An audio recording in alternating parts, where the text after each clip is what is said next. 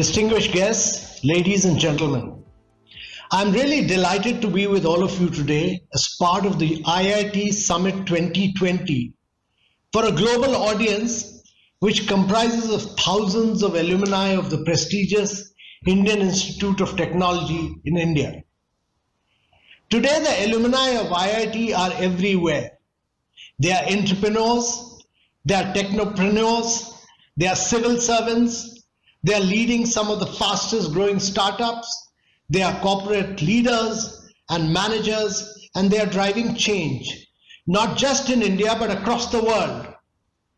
Let me start by saying that the COVID-19 situation is an unprecedented one, for it has caught countries, citizens and policy makers across the world completely off guard. Not many of us would have thought that we would witness and experience global pandemic in our lifetime. And yet here we are today, battling a virus which threatens both lives and livelihoods. Today, the core focus of all countries across the world should be to save both lives as well as livelihoods, while also using this crisis as an immense opportunity. An opportunity to push for economic reforms and introduce technology-driven interventions which would help put ourselves back on a high-growth, high-innovation trajectory. Ladies and gentlemen, India took an extremely bold and proactive decision to impose a country-wide lockdown. This decision was not an easy one to make, but it was the stringent measure lockdown that gave us time that we needed to prepare ourselves. For a country with a population of 1.3 billion people, we continue to have extremely low deaths and cases per million population.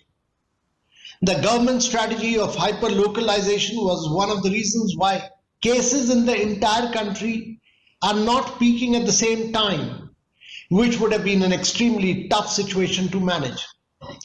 India used this time to not only better prepare itself to deal with the pandemic, but to also undertake mass production of PPEs, hand sanitizers and ventilators. We manufactured zero PPE kits prior to COVID-19. And yet today we manufacture millions and have become leading exporters of both PPE and ventilators. It was also during this time that we developed one of the most powerful and most successful contact tracing app, Aayug. It has warned millions of Indians so far of potential risk of infection through Bluetooth contact tracing and has predicted thousands of hotspots across the country. The app is a stellar example of the power of public-private collaborations in the midst of a global pandemic. When we look at this from an economic perspective, different countries across the world reacted differently. India's strategy is grounded in the twin pillars of saving lives and livelihoods. It was with this aim that the Government of India announced the most ambitious reform and relief package across the world, the Atmanirbhar Bharat scheme. We have used this crisis as an opportunity to unleash long pending reforms which will modernize India's agriculture, demonopolize our coal sector, and completely transform the defense, aviation and space sector with increased FDI limits, liberalized MRO tax regime and private sector participation in space, the revision in the definition for micro, small and medium industries revised upwards, which will enable higher investments and job creation. But let me tell you all that Atmanirbhar Bharat is in no way implies protectionism or isolationism from the global economy. To the contrary, it means making an India that is self-confident and self-reliant to take global competition head-on. I invite all of you who are IIT alumni to be a part of this unique mega initiative of the Prime Minister. Ladies and gentlemen, we have undertaken a series of sustained, innovative and large-scale reforms which have already made us a top investment destination and have led up to the announcement of the Atmanirbhar Bharat. Look at the change we have brought about. Goods and services tax, restructuring direct taxes, across a whole range of taxes and cesses which have ended long queues at our borders.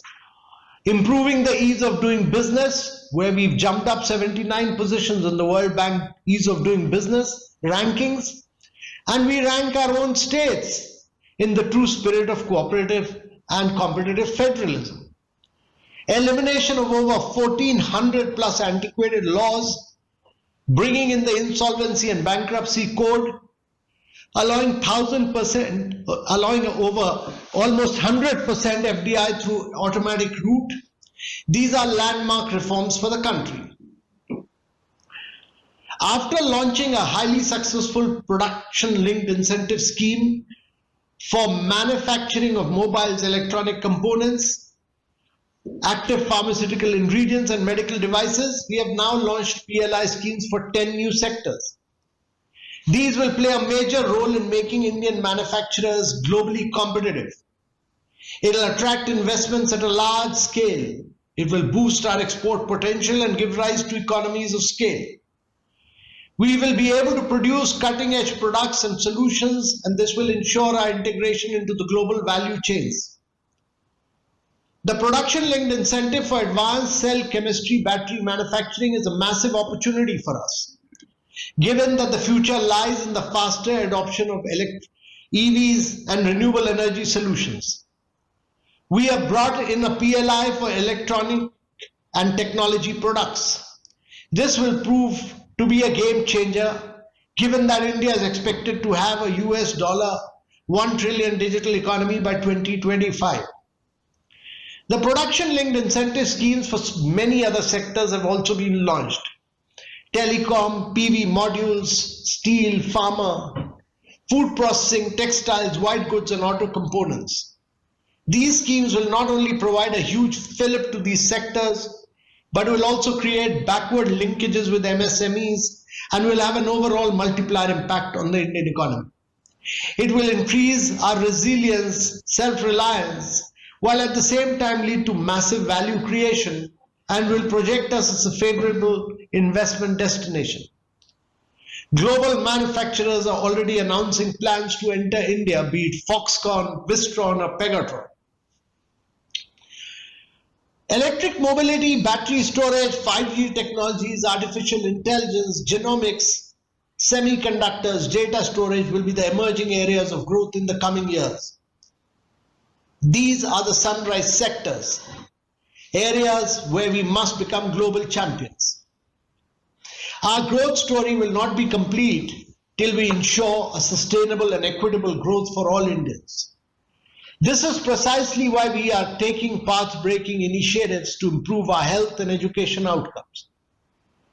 The National Digital Health Mission will completely transform the way in which healthcare is delivered in our country. The Ayushman Bharat program ensures healthcare for all. It provides insurance for over 500 million people. It is portable, cashless, and digital. And it's bigger than the population of the United States of America and Europe put together.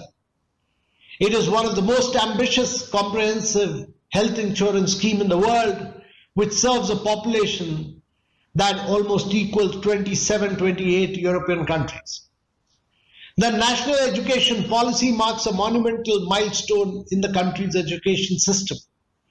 It carries tremendous potential to make India a knowledge superpower by equipping its students with superior skills through improved school and higher education programs. Ladies and gentlemen, India's real potential lies in the technology sector, and I invite all of you to contribute to this technological evolution. With every monumental event that significantly impacts the world, there are technology disruptions that follow, which changes the way we live and work. To my mind, digitization has been a prominent theme in this post-COVID world. I see COVID-19 crisis as a unique opportunity to further leapfrog our technological advancements, and the world is looking at the current 2020 decade belonging to India. At a time when the entire world was reeling under the impact of the COVID-19 pandemic and when investments across the world were at an all-time low, India attracted over $38 billion, most of which were tech investments. This is totally unprecedented, and it is a testimony to the favorable policy, environment, and ecosystem that India has been able to create. The connection of Aadhaar with bank accounts and mobile phones, or what we refer to as the JAM Trinity, is the bedrock of much of the digitization drive. JAM played the role of a safety net and helping millions who needed immediate monetary aid through ubiquitous direct transfer of state benefits. Today, the robust backbone in the form of a JAM Trinity has made so many technologically driven developmental reforms possible. India is increasingly becoming a significant stakeholder in shaping the rules of a data-driven world. India, with one of the cheapest internet data costs in the world, have 600 million plus connections and are the largest consumer of broadband in the world. 500 million plus Indians are now using smartphones, and every 3 seconds we add a new internet user. On the Global Innovation Index, India has improved its position sharply from 81 in 2015 to 48 in 2020. In addition to this, India is the third country in the world in terms of attracting investment for technology transactions. Look at the evolution of the unified payment interface. Today, you can make a payment by just making a UPI transfer, tapping your phone or scanning a QR code. UPI, which is just 4 years old, has double the number of transactions that American Express has globally. In 3 years' time, we'll be much higher, the UPI will be much higher level of transaction than MasterCard and Visa. Ladies and gentlemen, India is home to 9,300 tech startups, which make the third largest tech startup ecosystem in the world. A large number of these startups are working in niche areas and technologies like AI, blockchain, analytics, and cybersecurity.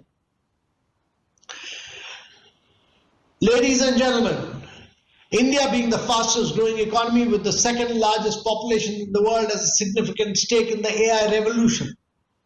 It is estimated that the economic opportunity from AI is expected to be in addition of almost 1 trillion by 2035, boosting the GDP by 1.3 percentage points. The vast scale of data and massive digital footprint is India's biggest strength for artificial intelligence development. As India moves from being data rich to data intelligent, it'll use machine learning and AI to find solutions to a vast number of its challenges. We have a vibrant startup ecosystem. Last year alone, over 1,300 startups were added, thereby solidifying India's position as the third largest startup ecosystem in the world. We have over 50,000 startups with over 31 domestic unicorns. There's a changed perception about entrepreneurship, and there's a large amount of domestic and foreign capital that is flowing into India. The strong and sustained growth and innovation in the technology space presents a unique opportunity for India to position itself as the tech garage of the world. Going forward, my belief is that the development of the world-class product requires critical inputs in the form of data-hungry young entrepreneurs, AI algorithm engineers, computing power, and an AI-enabling policy environment. India now needs to nurture an innovative breed of product managers, AI scientists, product designers, and software engineers. Our triple IITs and IITs, from where you have all graduated, need to be reoriented to produce AI engineers, artificial intelligence engineers who can partner tech entrepreneurs to launch cutting-edge global tech companies. India is a phenomenal example of the best of India and the best of the world coexisting. Give me an example of one country besides India where companies like Ola and Uber, Oyo and Airbnb, Google Pay and Phone Pay, Amazon and Flipkart are coexisting. Ladies and gentlemen, when you look around the world, you'll find that 8 out of the top 10 companies today are tech and digital companies. Oil companies, which are the wealthiest, have vanished. The fastest growing jobs globally are those of artificial intelligence specialists, robotic engineers, and data scientists. India is the hotbed of entrepreneurial innovation. Attributes like cost effectiveness, availability of qualified talent pool, and high quality work has made India a top technology and investment destinations. IITians like you are innovative, enterprising, and have a big role to play in shaping the future of India. Our ability to develop technological products and solutions together for a country as vast and diverse as India will provide us with a unique opportunity to present a roadmap for addressing the needs of billions of people across the world who will move from poverty to middle class in the next decade.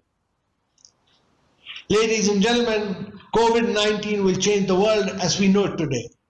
There will be a new world order, and I'm confident that it would be India with people like you who would be at the helm of this new world order. Thank you very much, ladies and gentlemen. It's been a real pleasure.